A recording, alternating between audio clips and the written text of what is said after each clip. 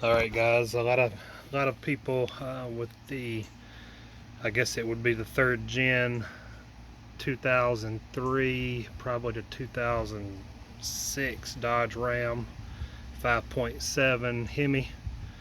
You've got a PCV valve.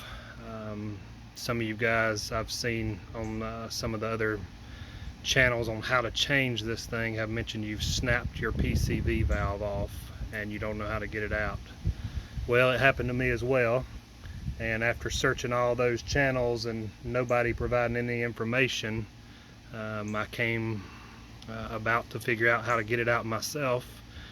And I'm sure as soon as I post this, there'll be a slew of information of how to do it right by everyone in the comments, and I hope that's the case, because I'm definitely not a mechanic. I just figure things out as I go and do it the best I can. And you know, when you ask for help and nobody gives you any ideas, you kind of figure it out or pay someone big money to do it for you. So the solution I came up with is a tap and die set. And I started off, well, first, before you start this process of using your tap to drill out the center of your old PCV valve that's stuck, snapped off, make sure to get the internal parts of the PCV valve out. There's a little metal like rod inside there, and that's what the valve, you hear everyone refers to the rattle. You've got to get that PCV, the piece that's snapped off, open just a little bit, where you can take a magnet and fish out the inner guts of it.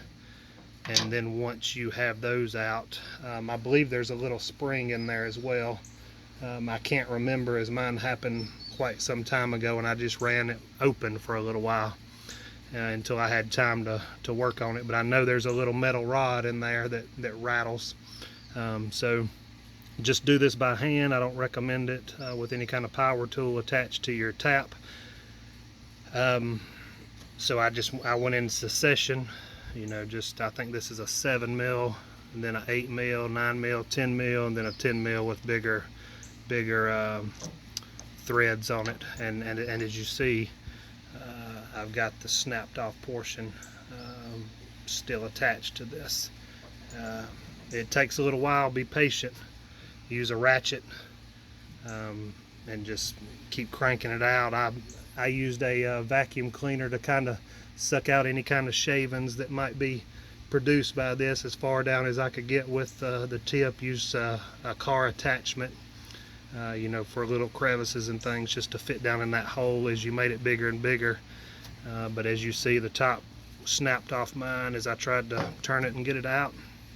This portion was left down in. And again, I opened up the top portion a little bit, as much as I could, I think with some needle nose pliers, and then I used a magnet to fish out the rod that's in there that rattles. And after that point, you just start with a little one, get bigger, get bigger, get bigger, get bigger, and eventually it'll kind of pop out. That's how it did with me.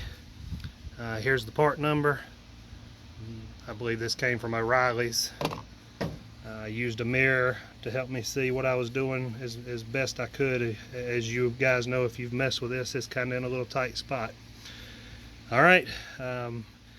Any suggestions, I'd love to hear them, but you know it's not going to help me at this point, as I've already done what I've done. Guys, I hope this helps you fix a problem that you experience. Again, I am not a mechanic. You do this at your own risk. All right, hope it helps.